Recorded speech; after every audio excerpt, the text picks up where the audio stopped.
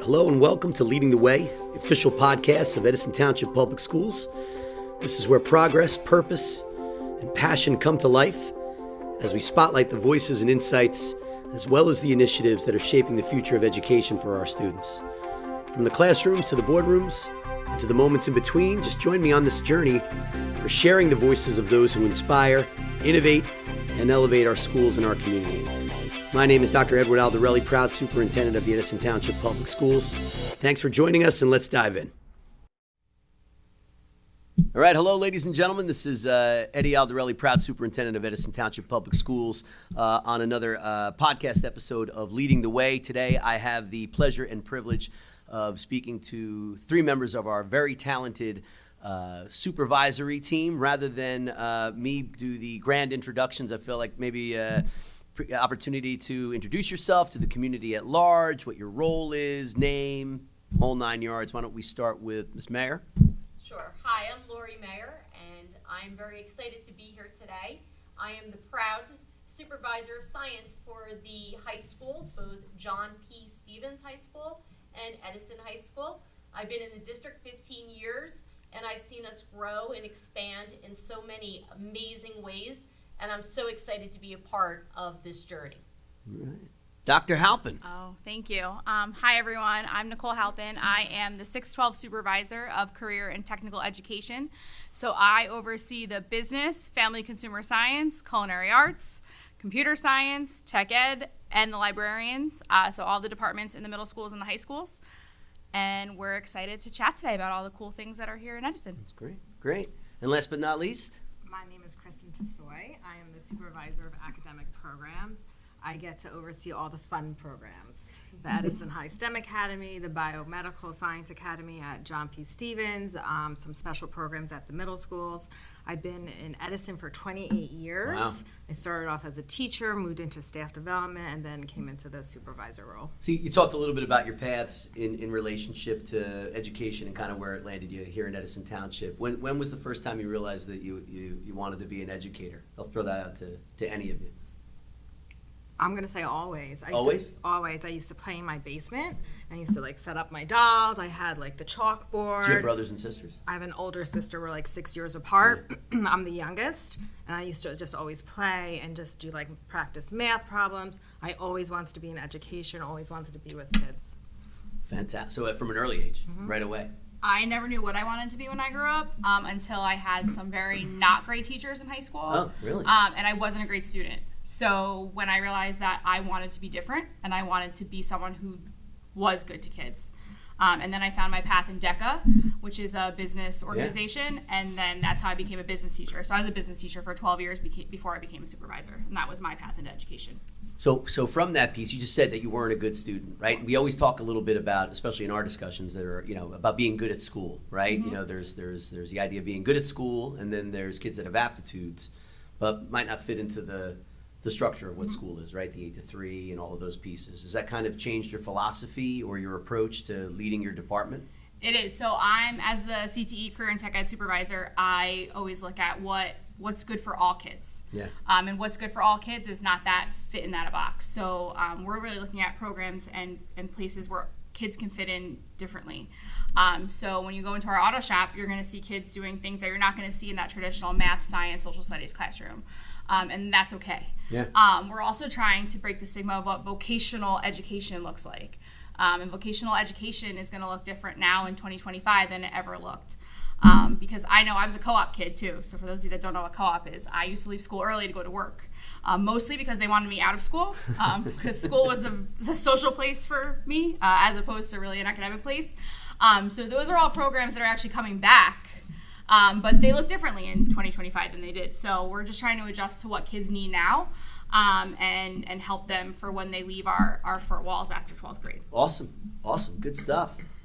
Ms. Maier. I've always liked to teach. I believe it or not, I was a dance instructor. Is that how you started? I did classical ballet, tap, and jazz. So I taught. Why am I just hearing about this now? I don't know. We totally can use this for material for future leadership. Yes. So you were a dance instructor. Yes. Tap and ballet? Tap ballet, yes. I used to go to the New York school. We used to go to the Broadway Dance Center. and take classes. From the time I was little, I was in dance. And then I ended up teaching dance when I was in college, as well as working at a veterinarian office, because I was kind of torn between what I wanted to do when I grew up as well. My sister's a teacher, so we have teachers in the house. So schooling was always very strong in my family. But you took a totally different path. I know. And then I ended up giving up dance because I'm also an avid horseback rider. Okay. So horseback riding and ballet do not go together. They use different muscles in the legs. So I ended up then focusing on being an equestrian. But all the time, like even when I worked at Pfizer in pharmaceuticals and I did new drug development, I would teach college every night. So I taught college for 15 years. So I taught all the pre-med, pre-dental, chiropractic students, and I just loved to give back. So I like sharing what I'm passionate about, science I'm passionate about, horses I'm passionate about, and dancing at parties. Fantastic. Well, especially with the tap and ballet, I'm sure it happens. It comes in handy at that time. And you worked for Pfizer for how long? I worked for Pfizer for 8 years. 8 years. Yes. Perfect. I have 2 patents on 2 drugs that I helped design. It was a great experience. Yeah. And how I got into teaching from Pfizer was one of the things that I started there was the local community. Why can't we bring them and show them all the great things that we had in the building? So I started the Pfizer Education Initiative. And really? I even have shirts. We named our little mascot, he was a worm, Cosmic, catch on to science and math, it's cool. And I had t-shirts made with tour and the year, and we'd give it out to all the students. And they'd come to the facility, and we'd bring them through R&D, research and development, and then we'd bring them out on the manufacturing floor so they could see how the products went from just being designed into how they got manufactured and how they ended up on their shelves. So we brought the students in, and then in the summer, I had teachers that would come in and work for us for the summer. So I secured money that we could hire the local teachers to come in, and we put them in our analytical labs, and we let them learn wet chemistry, which is all analysis of different kinds of drugs and components that make up our different products. And the teachers would come every summer and work for us so that they could bring that knowledge back to the students in the classroom. And then I would make guest appearances into the classroom as well. And then I remember one time the principal said to me, if you ever want to become a teacher, you let me know, I'll hire you. Wow. And then someday down the line, I said, when I had my children, I think I do want to be a teacher and make a difference. So I called him up and he hired me. So that's how I got my start in education. I did alternate route. Interesting. I know. See, when you have these discussions with your colleagues, right? I mean, you 3 of you work closely together too, but you hear all these different interesting things about kind of what led you to not only the path of education but leadership roles as well too, right? All right, so I'm going to give you a little bit of an opportunity to kind of brag about your respective departments and some of the cool things that are going on in them, and more importantly, the opportunities for our students, right? Tied to our strategic plan, all of which the 3 of you have been instrumental in not only supporting but making sure that we're executing those action steps. Why don't you tell us a little bit about the great things that are going on in your respective areas? Feel free to. There's no batting order here, so however you want to go. Whoever wants to go first. I guess I'll start with the STEM Academy. That's our oldest academy right now. So I stepped into it. So I think it began in 2017. Right now we have over 100 students. We doubled our cohort for our freshman year.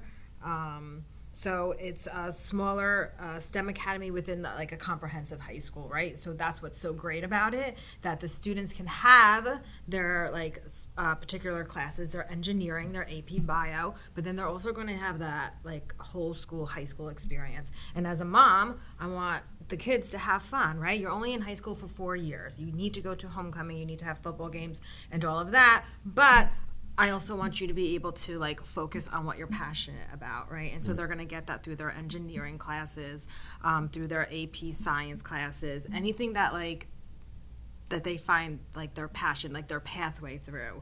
That we give them that opportunity. And there's been iterations of this as well too, right?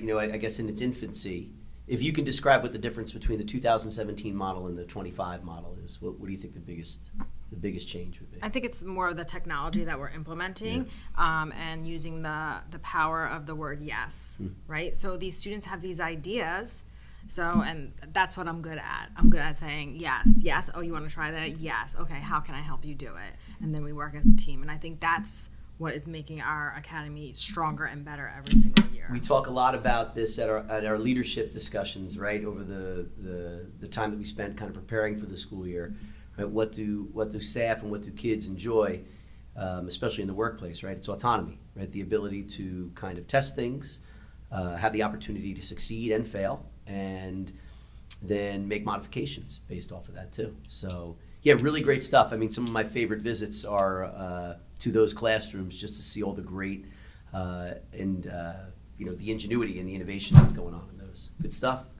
Doc, what do you think? Yeah, so You got a lot of stuff. I got a lot of stuff. We only have a little bit of time. I'm going to try to highlight something from every department just so that we can say that everyone gets their flowers. But so in business, we're expanding, which is really cool. Business is definitely something that's super popular for our students. We've expanded our staff this year and some of our course offerings. Family Consumer Science, I always need to shout out that our FCCLA programs, our competitive programs, are always winning awards at both high schools. Computer Science, we were really lucky this year. We're the only school in New Jersey that's piloting the new AP cybersecurity program. At the training this year, which was at Rutgers, our teachers were sitting at tables and they were like with colleagues that were like, oh, we have 12 kids in our class. We have 6 kids in our class. JP's running 6 sections of 30. And It was really cool to hear that. Our tech ed department, always with our robotics and our architecture, we're just top-notch programs. And what we're really excited about for 2026, 2027 is that we will be introducing a business academy and computer science academy at both high schools. So we will be following a similar model of STEM and biomedical with some changes, but it'll be more career and technical education focused. So we will be targeting a different population of students. It will be more CTE focused, but we will be able to have more students involved in more different kinds of academies. And we'll come back to you because I know we have a larger grant scheme about launching pathways, institutes, and academies in relationship to some of the action steps associated with our plan.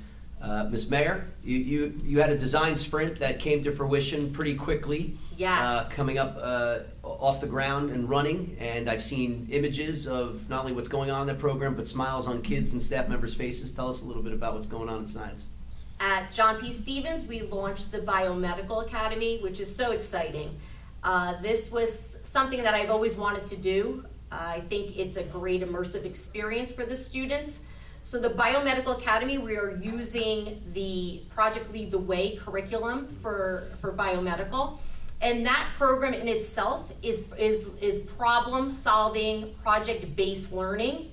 So the students get to take what they're learning in AP biology and apply it, but in a fun way. So when we do our academies and the students are starting off with an AP college level class, which is quite intimidating for many students, this gives them a way to also have fun, work cooperatively with their classmates. And like right now, I was just in there today, there's a dummy on the floor, and they're trying to figure out why the dummy has passed away. Really? And there is blood on the dummy, and they have to do forensics, they have to do investigation. The lab notebooks that come with the program are the same lab notebooks that I used when I was in pharmaceuticals. So they have to learn how to get them signed off on, how to enter their data, how to get it checked by the teacher. It's really a great immersive program, and the students are having so much fun that they don't even realize how much they're learning as they go through it. And it's just connecting to real world situations and potential careers, right? It's giving them so many more careers. A lot of times in the past when we've talked to the students, it's like, I want to be a doctor, I want to be a dentist, they have their little boxes.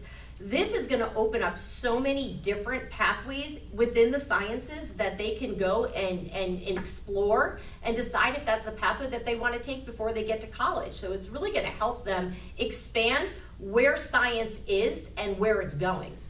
And when we talk about these pieces together, I mean they don't exist in isolation, right? And this is this is a podcast about leadership, right? So the three of you work collaboratively together on all of these pieces, correct? Like that is, can you talk a little bit about how your paths cross, how you work together as a team to kind of make sure that this vision is becomes a reality, right?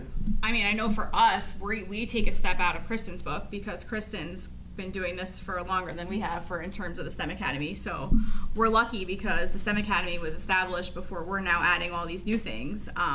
But what we appreciate, I know I do personally about Kristen, is she's now willing to look at how we can make STEM better and then add in the other pieces. So this year we added computer science into STEM because she sat down with me as the computer science supervisor and was like, all these kids want is computer science. Right. How can we work together to incorporate a computer science class but still not lose the other pieces of the STEM Academy? So without that kind of communication, that would have never happened for our kids. But we accomplished the goal.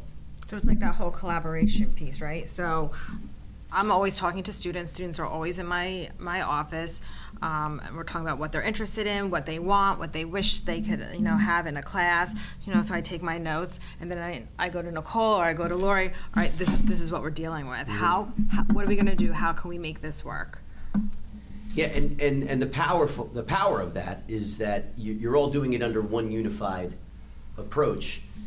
And at the end of the day, our students are the beneficiaries of these pieces, right? Yes. And they are exposed to experiences that they otherwise would have never been, and I think it's pretty powerful and definitely something that we can kind of hang our hat on, be really proud of that. What do you think? Approach to... I think we all work very well together. We listen to each other and we respect what everybody brings to the table. So even when I was looking at the Project Lead the Way, I was grabbing Nicole because they have a lot of CTEs embedded in them. So we need to kind of align because we want to get the most bang for our buck in all the programs for our children. So all the students, not only do they have these great experiences, but they have all these opportunities. So with bringing in people to come talk to them or having webcasts with scientists that are in the field, with the capstone projects and stuff, we have come so far because I was here when I actually designed the original STEM program. So that was just come up with the STEM program, and all we did at that time was just take the classes and we aligned them. Right. And that was what we were calling as a STEM program. It has so much evolved and grown under Kristen's leadership and has done so many wonderful things. I think, first of all, we have such a solid program in Edison for all students, even if they're not in an academy. There are so many opportunities. I was a supervisor in other districts before I came here, and when I tell my fellow supervisors how many STEM related classes, AP classes we offer, we always offer them everything that they could possibly be exposed to. And then I'll hear from my fellow supervisors, well, we couldn't run that this year. We didn't have enough students. And like mentioned before, we can't run enough. Yeah, we don't have that. Because we have so many students. So that just talks about the depth that we have here in Edison and the support that your office helps give us to make sure that we could go out and give these opportunities to all the students. So we continue to keep coming up with more things and more ideas because we just want to keep going. So it's a perfect segue into Dr. Halpin, right? You talked a little bit about some of the CTE components that are coming up, but why don't you talk a little bit about what our vision is, right? Where we have, at the end of the day, our strategic plan is based around the pillar of the portrait of the graduate, right? What do we hope each student who gets a diploma, walks across the stage, represents during that time frame? And we wanted to provide them with opportunities to work on things that are interesting to them, expose them to multiple pathways and careers, and that's going to come to fruition. Listen, there's definitely a path. It's not happening overnight, but why don't you talk a little bit about what we have planned for all students? Yeah. So every student's going to have an opportunity to be involved in a layer that they feel comfortable doing. So we're introducing something that's going to be called Pathways, Institutes, and Academies. In a pathway, students can take courses that align in a subject matter. So let's say you have a student who's really interested in robotics. they'll be able to take some robotics courses, and then at the end of their 4 years in high school, they're going to be able to graduate with some sort of recognition that says, I took this many courses in robotics, and I learned this, and now I, had a great time in the robotics classes, and this is what we did. The next layer of that will be our institutes, and it'll be the same thing where they take a subject matter of courses, but with the institutes will come some sort of research base, and that can be through their AP research class in English. It can be something that's in another course embedded into a senior seminar. It can be with another kind of class if they can figure that out on their own. So many of our students are involved in so many outside things that they do. The scouts, anything that they can rationalize to us that they're taking what they learned in our walls and bringing it outside. That's what we're looking for. And then they'll present it to me and my colleagues. That's what we want. We want to hear about what our students are doing. Or some sort of internship that's involved in that area. And then they will get recognized for that work. So that would be the institute. And then the upper level would be our academy, and that's going to be our traditional academy. The ones that we know today. Correct. Yeah. But with the CTE academies comes what we call work-based learning. And work-based learning is where we incorporate that actually into the curriculum. And students will have hands-on learning experiences in different levels and different layers depending on the courses and the capstones and all that kind of stuff. But plus, on top of that, comes the credentials. And credentials are where students actually earn either, depending on the subject matter, things that they can take with them into the workforce and get hired right off the spot. So last year we had over 80 students get their OSHA certifications. And our students are now working in shops and other places that require OSHA, and our kids did it in their high school classes.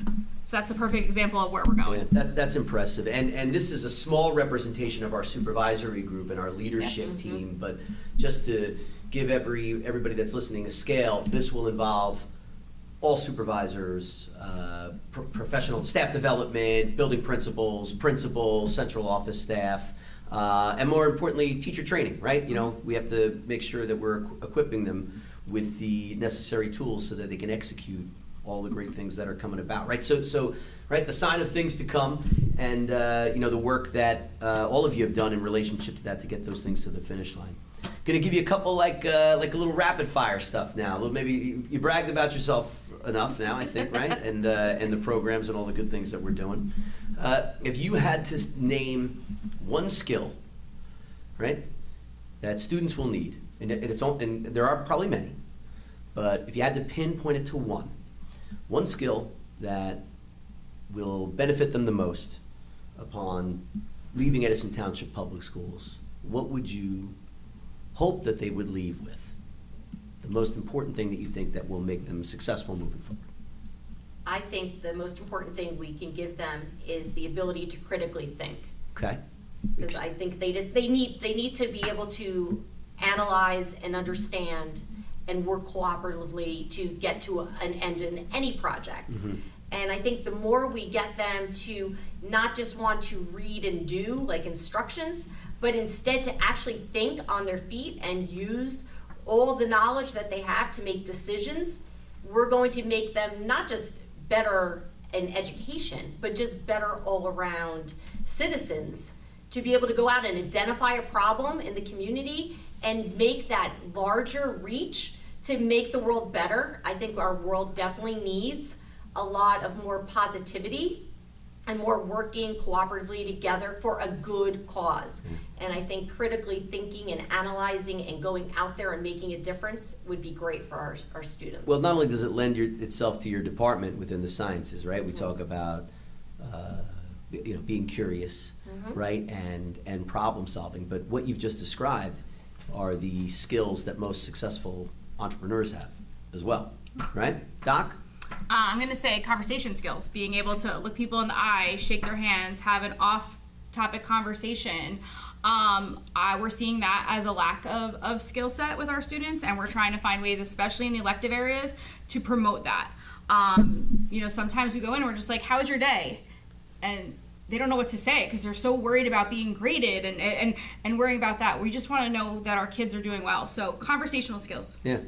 Well, and listen, in the age of social media and how communication, it was very different than when we were growing up than it is today. I see it in my own kids, right? And those skills have to be explicitly taught. Yep. Much like the idea of questioning, right? When you have to teach kids how to ask really, really good questions so that it becomes part of their natural path to problem solving. And I think our teachers don't realize at this point that has to be taught, because they didn't need to be taught it's gotta be how to have conversations. Yeah, it's got to be modeled. So I think that's what we're working on now. Yeah, I agree. So going off how you said, asking good questions, I think they also need to be good listeners and to have empathy, right? So you're going to ask these questions, but then truly listen to what the other person is saying and kind of see if you can put yourself in their position.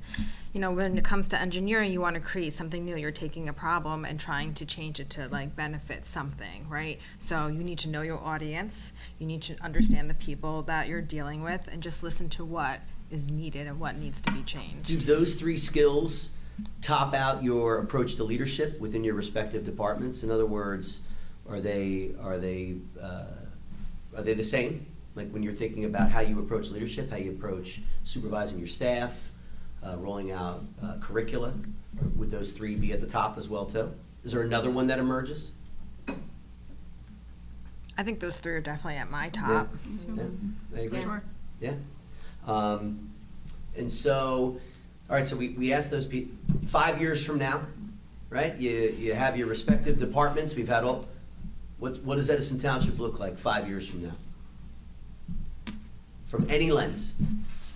From your supervisory lens, what's it look like? I think we'll have even more, different kinds of programs for the students, going in different ways. Kristen and Nicole and I have, with her programs and all the great things that Nicole does, maybe we can get the drones, get a drone certificate for these students, or maybe we can I've seen some people build aviation schools inside their school and give pilot license and things. I mean, this is thinking outside of the box, and we're not there yet. It's actually not too far out the box. But we can get there, and it is something that's going on in the state, and schools are looking into it, and I think we should be leading the way there. I'm with you. Hence the name of this podcast. Go ahead, Doc, what do you think? 5 years from now. So it's funny that you talk about drones and stuff, and my brain automatically goes to actually the other way. I would love for us to start cosmetology and welding and we do dog grooming. I have 4 dogs. It's very costly. And bring in it's more. It's lucrative too. Trust me. I mean, yes, it's a lot and of bring money. in more of those hands-on those programs for our students, because that's where they're lacking skilled workers. My husband's a diesel mechanic, and they physically cannot find people to fill positions. Correct. So I would love for us to be able to build a cosmetology school and welding booths and get students to stay with us instead of going elsewhere and learn those skill sets. Awesome. I would love to change the structure of the day and the structure of how school is. Oh, okay. Right? You say your famous line. I would just like to reimagine what the schedule would be, right? Just change it around so that it's not bell to bell. Students have the opportunity to kind of like a college setting, right? They're going to go to where they need to go, get their research done, their maker space working done, but just to change it so that it meets their needs. Actually mimicking real life and what we do in our jobs, right? Mm-hmm. Where, I mean, listen, during the day there are certain things that we have to do, right? There are certain things within your jobs that you must accomplish, right? Whether that's teacher observations, whether that is signing off on curricula, whatever the case is. But you have that autonomy and the ability to be flexible in your approach, right? I don't know if we can necessarily say that is the school model, right? We still operate on bell schedules. Mm-hmm. We still are segregated by subjects, mm-hmm. right? Although there's a lot of synergy between what we're talking about currently right now. Interesting. 5 years might not be 5 years. Not 5 years. But it's good. It's good to have a visionary plan in relationship to that. Last question. What are you kind of most proud of from a leadership perspective? What are you most proud of? There's so many things. If you had to pinpoint it to one. One of the things that I think is great for our students is the Waxman program that we do with Rutgers. Yeah. Where they are sequencing genes that have not been sequenced before, and they have to do the whole gel electrophoresis and the PCR, and they analyze it. The students do under the teacher's direction, And then they submit it back to Rutgers, and they actually go into a gene bank, and they get documented as the scientist that discovered that gene. Really? And that is something that I think is That's so awesome. powerful. Yeah. And kudos to the students for putting in the time and the work, because it's not an easy process, but it is just to be a published scientist coming out of high school, right? Is quite remarkable. It's awesome. That's awesome. Definitely something to be proud of. Doc? When I got here in 2020, I will be very honest with you, our elective program was very messy. And as a former elective teacher, I know what it felt like to not feel wanted or needed, and it was just not to have a home. So I'm very proud of how far we've come with the electives and how our CTE department feels like they are a needed, wanted part of the school community, and that how they feel that they are now looked at as just another subject area and not just as that other piece of the puzzle. Offerings and purpose, I think, could define how it's evolved under your leadership there. Great job. I think I'm proud of how supportive our district is. So when we have new ideas or our students want to try something new, and I have to come up to central office and say, hey, what do you think of this? And someone's usually gonna, a price tag associated. Yes, but someone's going to say yes, so then I can go back to the students and say, yep, we're going to do this. We're going to. So I'm proud of our students, watching them walk across that stage at the end of the school year and hearing where they're going to school and how excited they are. That's what I'm most proud of. And it's a team effort, not only from the three of you that are sitting at the table and talking on this podcast right now, but your colleagues, all the other administrators, our teachers, central office staff, everybody, that kind of makes sure that our kids are getting the best opportunities. But at the end of the day, we're measuring that based off of our strategic plan, portrait of a graduate, and all those pieces. So ladies, I want to thank you for your time today. It was absolutely fantastic, and it's a small glimpse into not only what we're doing, but the things to come. But I appreciate everything that you do, and it's a pleasure working alongside of you. Thank you so much. Great. Well, ladies and gentlemen, this is Eddie Aldarelli signing off on another episode of Leading the Way. Thank you very much. Thank you again for listening to Leading the Way. We hope today's episode offered a meaningful look at the people and the passion and the driving force behind Edison Township Public Schools. We'll be back soon with more voices and stories that reflect the heart of our district. But until then, thank you for being a part of this journey.